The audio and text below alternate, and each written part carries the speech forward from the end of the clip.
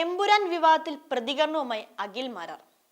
മോഹൻലാലിനെ ഉപയോഗിച്ച ആദ്യ ആഴ്ചയിൽ സംഘികളെ പറ്റിച്ചും രണ്ടാം ആഴ്ച മുതൽ സംഘവിരുദ്ധരെ പറ്റിച്ചും മുടക്കിയ പണവും ലാഭവും കൊയ്യാൻ പൃഥ്വിരാജിനറിയാം എന്നാണ് അഖിൽ മാരാർ പറയുന്നത്.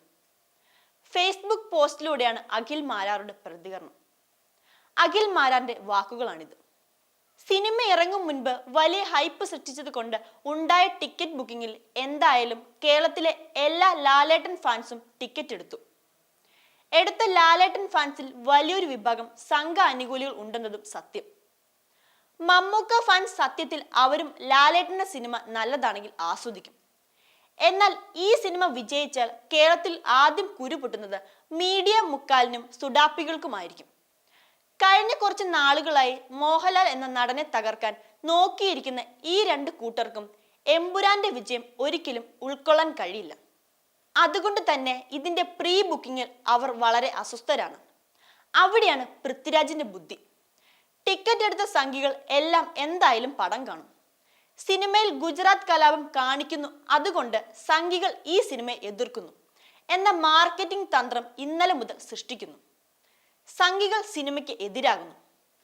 സിനിമയിൽ ഇല്ലാത്ത ഭാഗം പുറത്തുവിട്ട് ഇന്ത്യ ആരുടെയും തന്തയുടെ വകയല്ല എന്ന ഡയലോഗ് വെച്ച് ജനഗണമന വിജയിപ്പിച്ചതും ഇതേ സംഘവിരുദ്ധ മാർക്കറ്റിംഗ് തന്ത്രമായിരുന്നു. അതുകൊണ്ട് തന്നെ രണ്ടാഴ്ച മുതൽ കേരളത്തിലെയും തമിഴ്നാട്ടിലെയും കർണാടകത്തിലെയും തെലുങ്കിലെയും മതേതരവാദികളുടെയും BJP വിരുദ്ധരുടെയും വക ടിക്കറ്റ് ബുക്കിംഗ് ആരംഭിക്കും. ചുരുക്കത്തിൽ മോഹൻലാലിനെ ഉപയോഗിച്ച ആദ്യ ആഴ്ചയിൽ സംഘികളെ പറ്റിച്ചും രണ്ടാം ആഴ്ച മുതൽ സംഘവിരുദ്ധരെ പറ്റിച്ചും മുടക്കിയ പണം ലാഭവും കൊയ്യാൻ പൃഥ്വിരാജിനറിയാം. ഇനി എന്താണ് യഥാർത്ഥത്തിൽ സംഭവിക്കുന്നത്?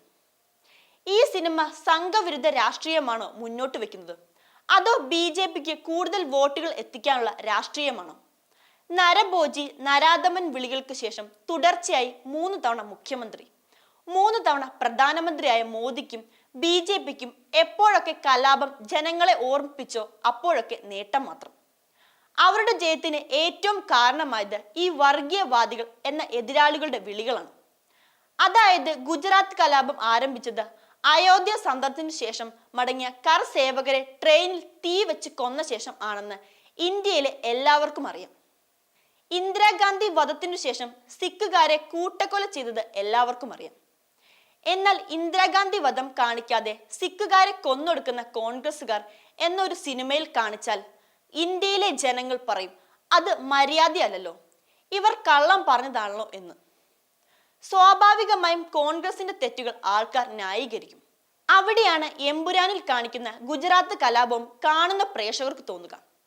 സ്വാഭാവികമായും അവർ ട്രെയിനിൽ തീ വെച്ച കാര്യം ചർച്ച ചെയ്യും. നിഷ്പക്ഷ ഹിന്ദുക്കൾ ഇന്നലകളിൽ കോൺഗ്രസിൽ നിന്നും BJPയിലേക്ക് പോയത് ഈ ഒരു ഭാഗം ചേർന്നുകൊണ്ടുള്ള പ്രചാരണം കൊണ്ടാണ്. അതുകൊണ്ട് എമ്പുരാൻ നിലവിൽ സംഘവിരുദ്ധമാണ് എന്ന് തോന്നുന്നെങ്കിൽ ആത്യന്തികമായി BJPക്ക് വോട്ട് വർദ്ധിപ്പിക്കാൻ കാരണമാകുന്ന ഒരു സിനിമയായി ഭവിക്കും. ഇത്രയും എഴുതിയ സ്ഥിതിക്ക് ഞാനും സംഖ്യയാകും. എനിക്ക് എൻ്റെ മനസാക്ഷിക്ക് തോന്നിയ സത്യം എഴുതാനേ അറിയൂ. ജയിക്കാനുള്ള ഫോർമുല പഠിക്കുന്നതിന് മുൻപ് എതിരാളി എങ്ങനെ ജയിക്കുന്നു എന്ന് പഠിക്കണം. നമ്മളായിട്ട് എതിരാളിയെ ജയിപ്പിക്കരുത്. ഞാൻ എഴുതിയത് തലച്ചോറ് ഉപയോഗിച്ച് വായിച്ചു മനസ്സിലാക്കുക. അതേസമയം എമ്പുരാൻ ബഹിഷ്കരിക്കാൻ ആഹ്വാനം ചെയ്തുകൊണ്ടുള്ള സോഷ്യൽ മീഡിയ ക്യാമ്പയിൻ ഒരു ഭാഗത്ത് നടക്കുകയാണ്. ചിത്രത്തിനും പൃഥ്വിരാജിനും മോഹൻലാലിനുമെതിരെ കടുത്ത സൈബർ ആക്രമണം തന്നെ നടക്കുന്നുണ്ട്. സംഘപരിവാറിനെ പ്രതിക്കൂട്ടിൽ നിർത്തുന്നതാണ് സിനിമയെന്നാണ് ചിലരുടെ വാദം. ഗുജറാത്ത് കലാപം മുതലെടുത്ത് അധികാരത്തിലെത്തിയ പാർട്ടിയും അവരുടെ കേരളത്തിലേക്കുള്ള എൻട്രിയും സിനിമ അവതരിപ്പിക്കുന്നുണ്ട്. അതാണ് ചിലരെ അസ്വസ്ഥരാക്കിയിരിക്കുന്നത്. ചിത്രത്തിലെ രാഷ്ട്രീയം ചർച്ചയായി മാറിയതോടെ എമ്പുരാൻ ബഹിഷ്കരിക്കണമെന്ന് ആവശ്യപ്പെട്ട് നിരവധി സംഘപരിവാർ അനുകൂലികളാണ് രംഗത്തെത്തിയിരിക്കുന്നത്. സിനിമയുടെ ടിക്കറ്റ് ബുക്ക് ചെയ്തവരടക്കം ടിക്കറ്റ് ക്യാൻസൽ ചെയ്ത് സ്ക്രീൻഷോട്ട് പങ്കുവെക്കുകയുണ്ടായി. പ്രതീഷ് വിശ്വനാഥ്, ലസിത പാലക്കൽ തുടങ്ങിയവർ സിനിമയ്ക്കും പൃഥ്വിരാജിനുമെതിരെ രംഗത്തെത്തുകയുണ്ടായി. മോഹൻലാലും പൃഥ്വിരാജും പങ്കുവയ്ക്കുന്ന സോഷ്യൽ മീഡിയ പോസ്റ്റുകൾക്ക് താഴെയും നിരവധി പേരാണ് വിദ്വേഷ കമന്റുകളുമായി എത്തിക്കൊണ്ടിരിക്കുന്നത്.